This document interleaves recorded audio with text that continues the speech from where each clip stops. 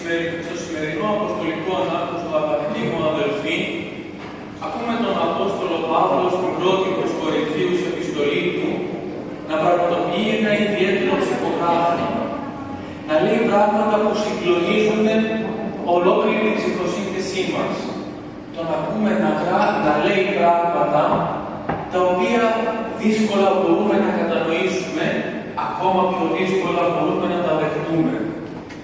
Τον ακούμε να λέει ότι οι Απόστολοι σε όλη τους τη ζωή, εν αντιθέσει με όλους τους άλλους ανθρώπους, υπήρξαν μωροί, τρελοί δηλαδή, ασθενείς, αδύνατοι, ότι σε όλη τους τη ζωή τους λιδωρούν, τους βλασφημούν, τους κακοποιούν, κι όμως εκείνοι, οι Απόστολοι, απάντηση σε όλα αυτά, έχουν την ευλογία, έχουν την αγάπη, έχουν το κήρυγμα της Αναστάσεως, έχουν γενικότερα την πράξη του Χριστού. Και έρχεται μετά ο Απόστολος Παύλος να μας πει ότι σας παρακαλώ εγώ, σαν πατέρα σας, γιατί αναφέρει πριν ότι στους Κορινθίους, αλλά και σε ολόκληρη την Εκκλησία της Ελλάδος θα μπορούσαμε να πούμε ότι εν Χριστώ εγώ ημάς γέννησα. Εγώ λέει σας γέννησα, γιατί εγώ σας δίδαξα τον Χριστό.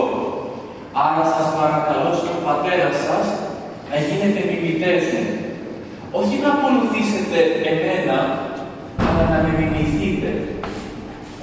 Και πραγματικά, αδελφοί μου, τι σημαίνει να γίνουμε μιμητές του Παύλου? Μιμητές του Παύλου σημαίνει να αποκτήσουμε νου Χριστού. Μιμητές του Παύλου σημαίνει να ακολουθήσουμε κατά βήμα τον Χριστό.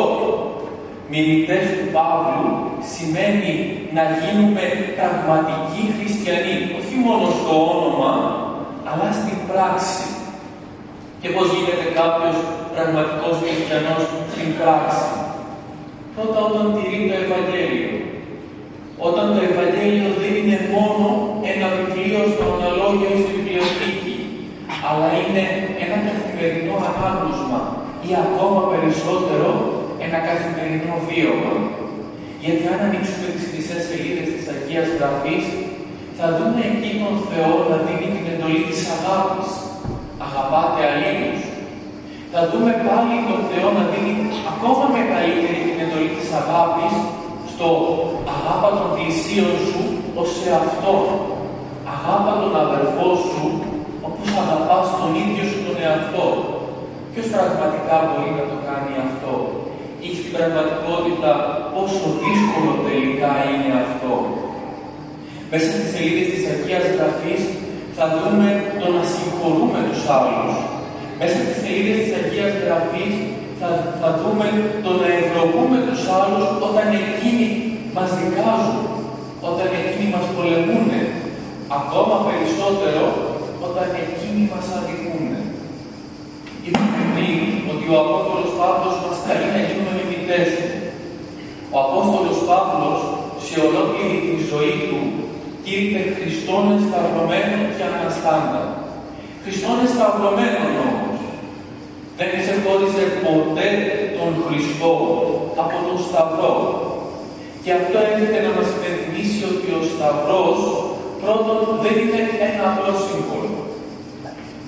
Δεύτερον, ο Σταυρός έχει χάσει αυτή την τιμωρητική αξία που είχε στην εποχή του Χριστού και έχει αποκτήσει μια θεϊκή δύναμη, μια θεϊκή αξία, ένα θεϊκό μεγαλείο που μπορεί να μας σώσει.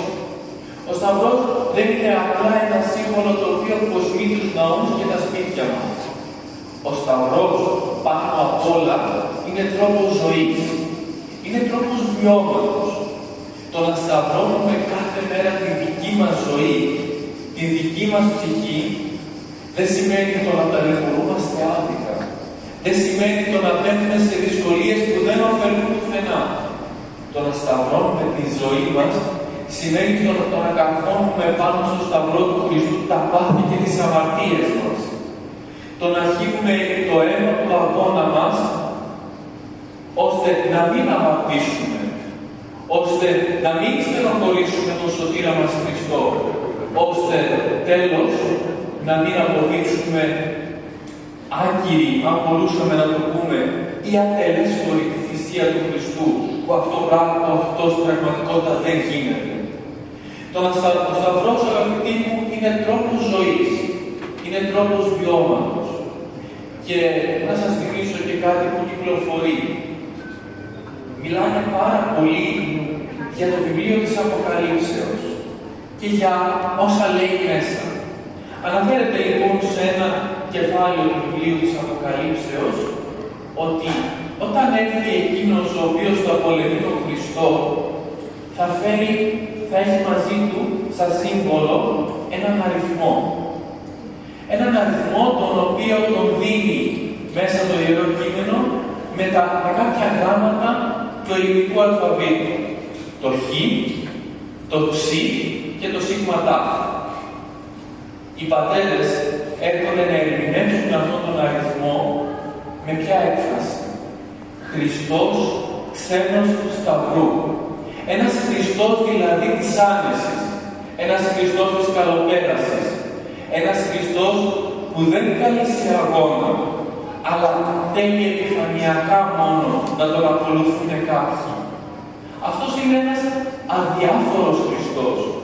Αυτός είναι ένας διαφορετικός και ψεύτικος Χριστός από τον Χριστό της Εκκλησίας. Βρισκόμαστε ήδη στα τεθέωτα της Θείας Μεταμορφώσεως και είπαμε στην εορτή της Μεταμορφώσεως ότι η Εκκλησία μας καλεί σε αγώνα. Ότι ο ίδιος ο Χριστός μας καλεί σε αγώνα. Γιατί ανεβάζει τους μαθητές στο Σταυρώριον Όρος για να μεταμορφωθεί. Άρα τους προσκαλεί να καταβάλουν αγώνα, πίεση, να προσπαθήσουν να ανέβουν για να φτάσουν στην αγιότητα. Αυτό μας καλεί και ο Απόστολος Παύλος στο σημερινό του αποστολικό ανάγνωσμα. Να γίνουμε μιμητές του, όπως εκείνος αγωνίστηκε, όπως εκείνος προσευχήθηκε, όπως εκείνος στεναχωρήθηκε για τις αυλεψίες και τις αμαρτίες των πνευματικών του παιδιών. Τα ίδια να κάνουμε κι εμείς. Να αγωνιζόμαστε κάθε στιγμή και κάθε ώρα της ζωής μας, ώστε να πλησιάσουμε στην κορυφή του όρους για να δούμε τον μεταμορφωθέντα Χριστό. Να προσευχόμαστε κάθε στιγμή της ημέρας μας, για να μπορέσει μέσα μας να λάμψει το άπλιστο φως της μεταμορφώσεως. Να στενοχωριόμαστε και να κλαίμε για τις δικές μας πρώτα αμαρτίες και να τις σταυρώνουμε στο Σταυρό του Χριστού, ώστε να μπορεί να έρθει μετά η Ανάσταση δική μας και να συμβασιλεύουμε με τον σωτήρα μας Χριστό στην αιώνια βασιλεία Του. Λοιπόν, αγαπητοί μου αδελφοί, ζούμε σε έναν κόσμο που τα θέλει όλα επιφανειακά, όλα εύκολα, που έχει κάνει τη ζωή του ανθρώπου μέσα από τα μέσα κοινωνικής δικτύωσης ένα κυριολεκτικό θέατρο. Έρχεται όμως ο Απόστολος Παύλος σήμερα να μας πει ότι η ζωή του χριστιανού είναι θέατρο αγγέλης και ανθρώπης. Γιατί διαφέρει. Η ζωή του πραγματικού χριστιανού όμως διαφέρει. Διαφέρει από τον κόσμο. Γιατί πρώτον πνέει τη χάρη του Αγίου Πνεύματος. Δεύτερον, είναι γεμάτος ο χριστιανός από την αγάπη του Χριστού προς τον πλησίον, αλλά και προς τον Θεό. Τρίτον, ο χριστιανός ο πραγματικός αγωνίζεται για να πετύχει την κατάκτηση της ουράνιας βασιλείας.